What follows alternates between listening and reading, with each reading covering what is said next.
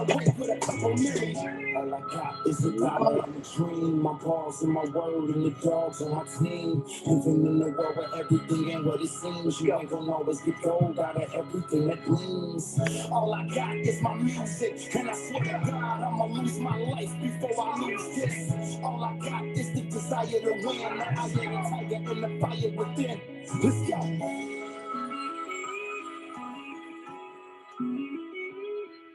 Yo.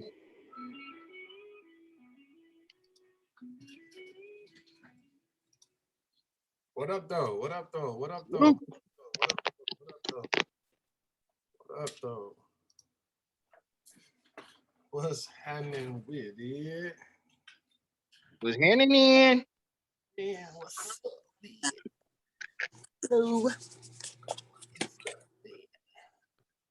here. What's everybody's doing, man? Hello, everyone. What up, though? I'm gonna mute myself. Why is she muting her? Oh, I don't know. You the run. Okay, so why are you muting yourself? Don't mute yourself. Okay, I'm not sure. Okay, let me adjust everything. I keep talking and I was like, why ain't nobody responding? Oh, because I am on mute. Can't nobody hear you, brother. I need to do like Naomi doing, try to get my hair right. I can barely hear you, Blacc. You can't hear me? I can barely hear you. You can. Wait over here. Everybody can barely hear me? Yeah, you I are. can You hear you.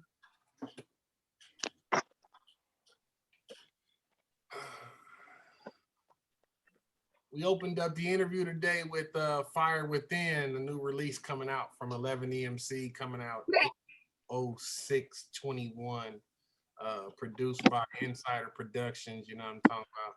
That's gonna be fire. That's gonna be coming off the new hold on, Out of My Mind 2. It's gonna be coming out on the Out of My Mind 2 project. Yeah. It is. And the cold part about that, I know we're supposed to be doing the interview for Emotions of Man, but we're gonna get to that. But I just needed to make sure we talked about this real quick. The Out of My Mind 2 project, I'm only gonna let 11 drop 2 singles on the whole project. You only gonna get 2 singles, and then we're gonna give y'all everything else unheard when the project drop. You feel me? So it's gonna be nasty. You already know. See Loco working on his solo project. We got Los P working on his solo project. Da Vinci working on a solo. You know what I'm talking about. I mean, we got just a lot of good music, man. Got that work. You did. But good morning, everybody, man. This is officially a Naomi G production. This is going to be, we've done this before. Me and Naomi did a couple interviews over Zoom. And I don't know what happened last time, but we couldn't record it. It didn't record or some shit. We did like a whole hour-long interview, and the whole shit didn't record. So I don't know what happened. Damn. But I think I got it recorded today, so we're gonna see what happens when we get done. You know what I'm talking about? I'm mad that Naomi keep trying to look at herself and see if she cheated. We're about to record. I gotta make sure we look. I look good, man. On my mama, I feel like I don't look right. Like damn, My beard, yo. It's different for a female and a dude. I'm just saying, I wouldn't put on a shirt and tie or some shit. I feel like, Nah. Right. you know what I'm talking about? Hey, did you hear her? She said, I gotta make sure I look good. Right. You caught that too? You caught that? Yeah. I was just wondering. I'm a little nervous. I'm just trying to see. She keep checking herself. I keep checking myself. Like, I can take off for y'all. Okay, so you got a booger in your nose, Ran. You're not completely in shot either. Like, there you go. Yeah. Good. All right, who's next? Who's next? Tennessee is in the building. I think Big Doc is supposed to chime in on us too. Oh, that's what's up. I got the Facebook page jumping right now for anybody else that's trying to get into the group. You know what I'm saying? I look forward to this. I got all kinds of people. Y'all don't even know, man. I got all kinds of people talking about the project. So I felt like it'd be great today for us to go ahead and do this round table, get that out the way, talk about some new stuff that's coming, but definitely focus on, you know, what we got on the table right now and see where we're going with it. You feel me? Sir. So I'm gonna hand it over to Miss Naomi G. Let Miss Naomi G get the round table started. I got some music, Naomi, and all that, so I'll communicate back and forth with you through the chat. Do you want me to introduce everybody else that's on here, or how do you? Absolutely. Yeah. Do Okay, so do you? we've got C's. Hold on. 11. Who else is in here? In Tennessee? Yeah. Okay, so. All right. So what's the little format that we're doing real quick? Give us a little rundown. So it's on you. Same thing as always. You know what I mean? You do, like I said, when I talked to you guys a little bit yesterday and this morning, whatever y'all want to do, I'm gonna let y'all take the lead. You know what I mean?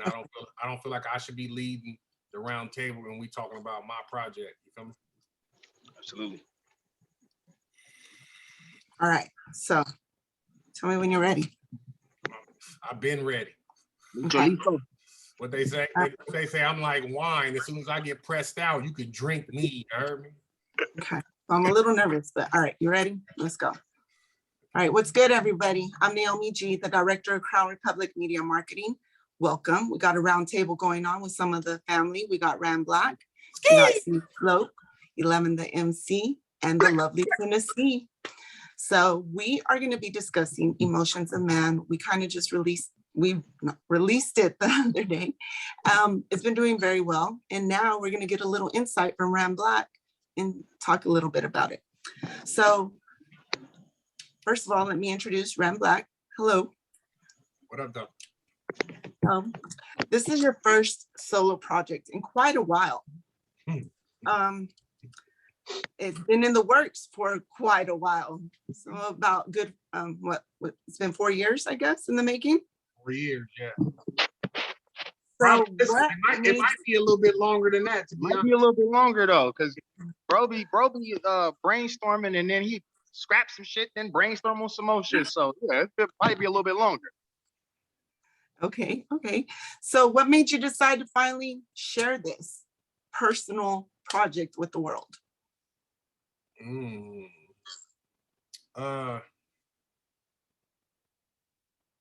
Damn, that's how we starting this morning? She went right in on you. I wasn't ready for that question. I think we did the alter egos, and as we were going through the alter egos mixtapes, right? I was only considered a rapper at that time. You feel me? And a lot of people was like, "Oh, the football dude is rapping." You know what I mean? So, as I started doing the projects, I started putting songs where I would sing on the hook here and there, and I don't know, I just kind of ran with some of my singing hooks. And then we got to the 4th mixtape of the series called Singles Valentine. And it was like the first project where I was gonna really be singing on the whole project. I mean, and prior to that, I had done a couple songs like Trophies and What up, Queen? Dang, what else? I did like 4 or 5 different songs throughout the mixtape series. That was kind of the Emotions of Man project. It's kind of where the idea came from, where it was more songs about men's emotions and how we deal with certain situations. So at that time, me and 11 just kind of was throwing it out there like Emotions of Man. You know what I mean? It was like the Emotion of Man series at first. You know what I mean? We was just throwing out mixtape songs that would fit under that genre of or idea. And then we started recording. We worked on the Brotherhood. We worked on the Out of My Mind. I was really working on my Mama's Boy project, and then the songs that I was recording for the Mama's Boy project, they just weren't fitting. It just wasn't fitting for the rest of the project. It wasn't like it just didn't fit. I don't even know another way to explain it to you. Just when you put it in with all the other songs we already have for that project, none of it fit well. It just didn't fit well. And then when you put all of the songs that we had recorded together, it was like, yo, that fits a lot better. You know what I mean? Like, that's kind of the way it's supposed to sound, ain't it? And then me and 11 start brainstorming on the idea of the direction of the project itself, Emotions of Man. And then that's where the spoken word came in. And I had been doing a couple spoken word projects for the Mama's Boy. That was kind of my intent on the Mama's Boy, was to start my spoken word there. And then as we started looking through some of my spoken words and I started writing more, it just started looking up like, yo, it fits right here. It fits in this project.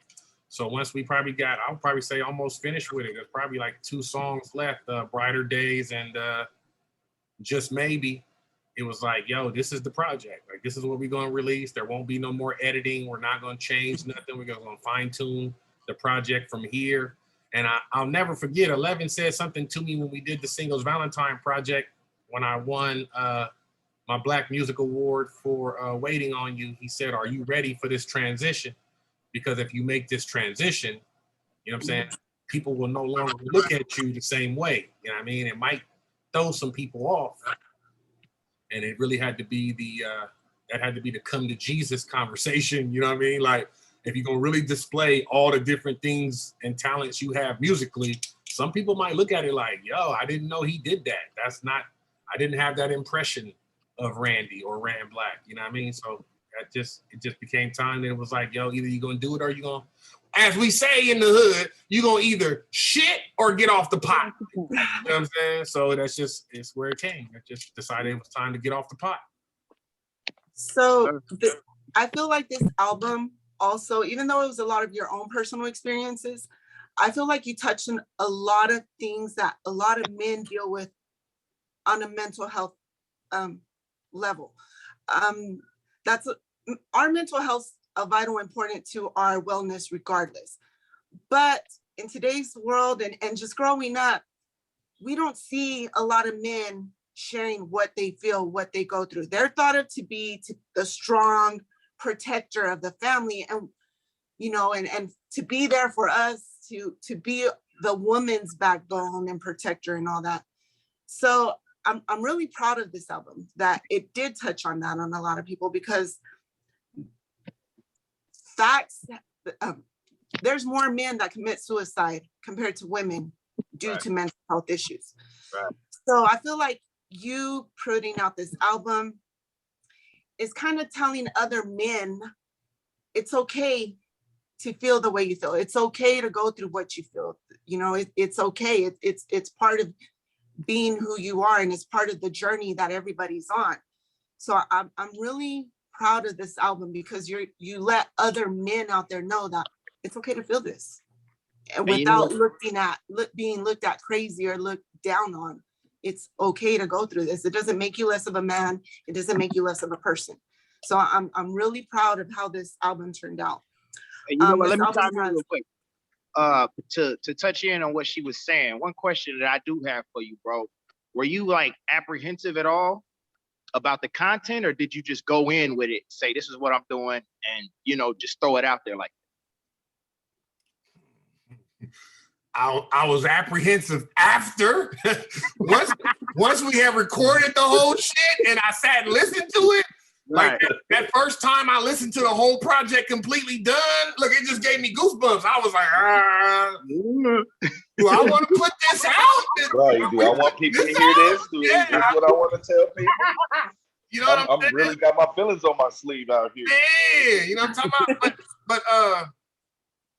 But let me say this, man, and I think this displays my growth, but it also, sometimes us as Black men need to say things to each other to make sure that that we elevate one another. You feel me? And I've got some strong Black men around me. Even, I mean, white men. I got some men, some good men around me in my inner circle, that we might display certain emotions to one another, but the outside world might never see that. Absolutely. Right. You feel what I'm saying? So me and I not to put nobody on blast, but me and 11 have had major conversations about life. I'm talking about, we done had like headbutts about life. We done had our own, you know what I'm saying, headbutts and disagreements. Me and Chris have had our own headbutts and disagreements, but yet we can sit on the phone, and if Cease is going through something, I know that I'm probably the first person he gonna call, like, cuz I got this on my mind and I gotta tell somebody. Facts. You know what I mean? I know that the way that it works with 11. 9 times out of 10, me and 11 meet twice a week, Tuesdays and Thursdays. Most Tuesdays, I know damn well that at the end of the conversation or the end of the meeting, we're gonna probably be talking music all the way up to the last 10 minutes of the meeting. And all of a sudden the meeting's gonna get extended an extra hour because all of a sudden we're gonna start talking about personal, interrelationship emotions and things that's going on in life. You know what I mean? So yes. I was a little apprehensive after the project was made, after I sat down and listened to the whole thing, after I sent it out to a few DJs and some of my advisors for them to listen to it, after I sent it to 6, you know what I mean? Just after I had sent it out to some people and I had to really realize like, hey, yo, like, You went there. people gonna really hear this. Right. You know what I'm saying? They're gonna really hear this. And then introducing my spoken word to the project was something I was definitely nervous, not really apprehensive, but more nervous about, just from the simple fact that I had never presented that side of my artistry to anyone outside of our circle before. So yeah, 11, I was a little apprehensive. I was, you know, in talking to some advisors, it was already given to me before we ever dropped the project. Like, look, it's gonna be some dudes out there. They're gonna be like, oh, that shit's soft. I don't like that shit. You know what I mean? And that's cool. Like, I ain't got no problem. Listen, I got a rhino suit too, and it's thick. You know what I'm talking about? Absolutely. So there's some things that, you know, or sometimes in life when certain emotions I don't want to deal with either. So I might call a dude soft if he's discussing that, like, are you being soft? And then 30 minutes later, I might be in that same feeling like, oh, ain't that a bitch? You know what I mean? So yeah, I was a little apprehensive, most definitely. Yes, sir. Hey, now, coming from Where's Your Bite to Me, Myself, and I, to the feline theory, to the singles Valentine's, okay? Now I'm going through I went through, I previewed it before it even came out, you know what I'm saying? And so you got songs like Something I Never Had, that's just hip hop to the core, from a concept to, you know, subliminals, you know, leading the listener to think you're talking about one thing and you want some other shit up the sleeve or whatnot. You got songs like You Dipped on Me, that's just R&B to the core. You see what I'm saying? And then you got songs like Cuddle Up and, you know, Decisions, that is a fusion of hip hop and R&B. And it's like, was you trying to make a statement? You know how some artists say, well, you know, you can't put me in a box, but you trying to make that statement that I'm an overall artist, or were you just going with the flow in your creative space? A little bit of both. Mm-hmm. You know, in creating the project, I didn't want to limit myself. Y'all, like, exactly. This circle of people know me, bro. I don't listen to no music outside of ours when I'm creating. Absolutely. You know what I mean? When I'm creating music, I don't even listen to the radio. You know what I mean? I don't want nobody else's music or ideas to trickle or filter. Trickle and filtering into your stuff, right? And so, in creating the music, you know what I mean, I was just trying to go for the feeling that I had for the project. Like, what was I feeling based on the project? And then once we got into the project, I started being like, yo, I want to create something nobody's ever heard before. There you go. I want to do something that nobody's ever done before. I want people to listen to it and be like, what? He put spoken word? Damn, it's every other song? Is this a skit or is this a song too? Like, what exactly is he doing right here? You know what I mean? And we even contemplated making it a double CD where one CD would be all the music and then the other CD would be all the spoken word. But I just felt like it wouldn't mesh the same if the words aren't sitting in front of the songs. You know what I'm saying? Was that the idea the whole time in relation to the spoken word? Like, did you have that in mind from the beginning, or as you were creating it, did that just kind of happen organically? You know what I mean? That's a little bit of both too. Like I said, the My Type was written 4 years ago for the Mama Boy project. You know what I'm saying? Right. I wrote My Type 4 years ago. So remember that. When we got to doing the spoken word for it, I went back and got My Type because I was like, yo, My Type fits right here in front of Cuddle Up. You know what I'm saying? And if you listen to My Type and then run it into Cuddle Up, it's like, oh yeah, that fits. You know what I'm saying? Right. So, I think that the idea was to give them something, you know, that they had never seen before or nobody had ever done before. And then, you know, just like the way I manage you guys or try to help create you guys' project, as I got into the project, the road started to open up like, okay, where are we going with this? You know what I mean? Just like if you were writing a book, when you get to chapter 3, okay, now where are we going? Like what, you know, your main character done did A, B, and C, and what are we gonna do? You know what I mean? When I was a kid, I used to love the little books when you be reading the books, and it'd be like, if you want to see Jimmy jump off the bridge, turn to page 9. Right. If you want to see Jimmy and John go home, turn to page 11. Like I used to love them books. You know what I mean? I used to love them books. Like, oh, yo, bro, I want to see this. And I would go back and read it again. Like, fuck it, I'm gonna make him jump off the bridge this time. What happened to Johnny? You know what I mean? So that was kind of the same way I created the project. Like when I got to certain songs, it was like, okay, shit, turn the page, whatever. You know what I mean? And if you really pay attention to the spoken word, yes, there are lead ups for each song, but they also intermingle into each other. You know what I mean? If you were just to play the spoken words by themselves, one after another, they also tell a story too. You know what I mean? So it was a little bit of both, Cease. Right. Well, do you have a favorite, like, of all the songs? Because I probably like Cuddle Up is probably my favorite joint, you know what I'm saying? But of all the songs, do you have a favorite, or is there like one song, like if you were talking to somebody, you were like, yo, check the project out, but if you don't listen to anything else, listen to this one. Like what would be that song for you?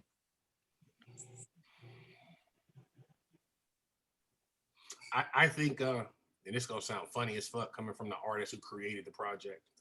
I think as singles, and I had a friend tell me, like a man, one of my OGs, he's in his 50s, was like, yo, you've been dropping singles since like November. And I've been looking at the singles and being like, yo, they're cool. You know, you're putting out some good music. But it wasn't until I heard all the music together on a project with the spoken word on it, then I was like, yo, that's dope as fuck. Got a grasp of it. You know like, yo, the shit's dope as fuck. You know what I mean? So I don't really, I'm not gonna say I don't have a favorite. I probably would say I'm okay. You dipped on me. Cuddle Up.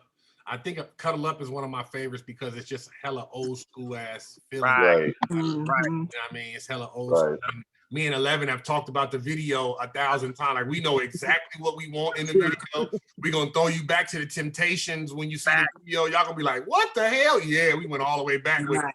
But I think my ultimate favorite on the whole song, and even just because the time it took me to write it, like I wrote it in an hour, 2 hours. The producer, my big cousin T-Mite, who produced the beat, Insider Productions, was like, yo, when you do this song, I like for you to be talking about something, but really be talking about something else.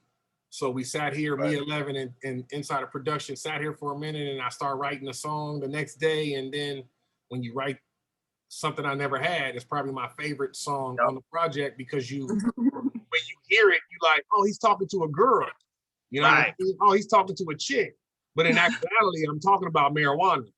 Right. The song is about, the whole song is about marijuana. You know what I mean? So it was just a dope opportunity. Like, and people don't even know, like, it's the first song on the project, but it was actually the last song recorded. You know what I'm saying? It was like the last one recorded. You feel me? So it was just something where it was like, yo, it'd be a great way to start the project with this. And it's going to feed your mind right away. Like, what exactly is he talking about? You know what I'm talking about? Jimmy's in a diamond pack. Like, in a diamond pack. That one went over my head. You know what I mean? Like, what is he talking about? You know what I mean? Dress her up in something sweet. Dress her up in something sweet. You know what I'm saying? Like, I'm talking about a Swisher Sweet. You understand what I'm talking about? I'm talking about a Swisher Sweet. You know what I'm talking about? But a lot of people was like, oh, I thought you'd be like, put her in a nice outfit. Like, yeah, that's what I wanted you to think. Yeah, that's the brain game. You feel me? So yeah, I would say that Something I Never Had was probably my favorite. And I had the most fun recording. But this project in a whole, I think that I gave a little piece of every alter ego that I had, inside and out. You know what I mean? So it was just, like I said, it was just a little nerve-wracking before it released. Anxiety levels was very high. You feel me? And on that segue of favorite songs, you see what I'm saying? My favorite song, of course, is the Brighter Days, bro. Because you already know me. I'm on my power to the people message of the music. And that one really touched me, bro. Like even when I was going through the project, I had to play that one twice because like when you talk about songs like I'm Okay, like you went in on how we shy away from talking about our feelings or just putting on that smile or whatever. And so when I heard Brighter Days, I was like, oh shit, I heard the beat already, but just the content that you put in there was so deep. It was so dope and it was jamming at the same time. So that is like a segue to my next question. Did you feel any pressure? You know what I'm saying? Because you went back to your pops. Not too many people can go back to their pops music. And you know what I'm saying? Do a sample that was just super dope and then bounce off the idea that your pops was already singing about back in the 70s or whenever that was. Did you feel any pressure recreating that song? Or did that one come to you naturally? Fuck yeah. Like my dad sent that song to me 6 years ago. Right. And if you go back to like the Crown Republic, the mixtape volume 1, you'll see I did something with it there where I played his song first and then I in a song that I recorded after. Right. Kind of mimic what he did. But when I did that, I was like, that's not how I wanted that to go. You know what I mean? So I kind of sat on it for like 6 years, brother, trying to figure out a producer that could remake the beat for me. Right. Really studying what he was talking about in the song. A lot of people don't know that that song my dad did, it's really a gospel song. You know what I'm saying? So Brighter Days, the first version, my dad's version, is a gospel song. You know what I'm saying? So that's why I flipped the name and the idea of it, because I didn't want to attack his song from a gospel way. I wanted to attack it from a street way. Like the same thing my pops was talking about in the 70s is going on right now in 2021. Absolutely. You know what I'm saying? Like it's 2021 and this is still happening. You feel what I'm saying? Yeah. So my dad was talking about brighter days ahead of us. You feel me? I'm talking about a brighter days. I'm talking about being able to see something different. You know what I mean? So I wouldn't even say that's my favorite, bro. That song I hold on a whole nother platform because I got to do music with my dad. You know, that's my favorite. Yeah, like it didn't. I'm just saying that because I didn't mention it as my favorite. Like, right. To me, it's not even. You know, it's not even on. It's not even in the favorite category. It's like this is above favorite. You know what I mean? This is something you can ask Chris. We done grew up watching my dad do music so long that just to have the opportunity to be like, yo, I remade one of my dad's best songs when he was doing music, like, and then to put it out in my dad, you know, to hear my dad get emotional, like, yo, and I mean, ask Cease again. My dad don't do emotion, bro. My dad will get emotional and walk away from you like you farted. You know what I'm talking about? Like, you farted and I'm getting away from you. You stink. You know what I mean? Like, that's my pop. So it was just different, you know what I mean? Just to be able to see it all and be a part of it and see how it came out and the emotions tied on both sides to that project, you know? Dope. Absolutely. Did he know that you were working on that specific track that way while you were working on it? Or did you just surprise him and be like, here, Pops, check out what I did? He sent it to me. He sent it to me. Well, yeah. He asked me to do something with it. So yeah, he knew I was going to do something with it, but he didn't know what I was going to do. You know what I mean? And I try to kind of send him some little snippets here and there to keep him excited about the project coming. You know what I mean? But you know, I don't think he was really prepared for when the project dropped. And bro, like for to listen to the song itself, the original song, it takes me to like Donny Hathaway and you know, like the greats back then, and like him touching on subjects like Marvin Gaye did back then, and you can play What's Going On, the whole album in its entirety right now, and it still applies. But instead of being able to listen to his song, you taking it, flipping it, putting that hip hop and that grit of what's going on right now today and mirroring those two. Like, I just have to take my hat off to you, bro, because that shit was so, like I said, when I went to the People Project, I had to listen to that one twice because like that's the shit that I be on. I be on that power to the people. I be on that message in the music. And you did that shit so dope that you can listen. It's like listening to both songs at the same time, bro. It's like it's so many. I could go on and on about that song, so I just had to just tap that in real quick, man. That was dope. Appreciate you. Absolutely. So now that we have released Emotions of Man, what can we expect from you coming up in the near future? Pressure. Like, 11 talked about, did I feel that pressure? Like, I try to apply that pressure because I got so many people that are part of my company. You know what I mean? I got so many artists that have decided that they wanted to be a part of what we doing. So if your CEO comes out, like, I used to make fun of Diddy. You know what I mean? Like, Diddy would come out with music and I'd be like, if I was signed to his label, I'd be like, bro, you suck. Right. You know what I'm saying? Like, you're trash as an artist. You feel me? And I'm signed to you. I'm signed to you, and you're trash as an artist. You know what I mean? So I just wanted to make sure that I came out with something. It's friendly competition. You know what I mean? It's always been that. You can ask Chris from the first time I started Chris rapping, and yeah, I started Chris rapping. You know what I'm saying? Like, you know, from the very beginning. You know what I mean? It's friendly competition. It's family nature. It's you know what I mean? I want to make sure that when I'm on a song and I'm spitting something, I know that Cease is gonna come hard. I know that 11 is gonna come hard. So I can't be the one to be like, oh yeah, the song was dope until you got to Blacc. Oh no, hell no. You feel me? So that was just the same type of thing. I just wanted to apply a little pressure. Like, shit, you see what he just came out with? You see what he just did? Now, if the CEO can do that, everybody else in the company should take leeway and be like, shit, I'm trying to be creative. I'm trying to do something different. You know what I mean? Absolutely. Absolutely. So what, in your opinion, because like I said, we go from Where's Your Bite, Me, Myself, and I, the singles, Valentine's, all of that. What, in your opinion, sets the Emotions of a Man project aside from everything else that you done already done? It's a Polaroid of like 4 years.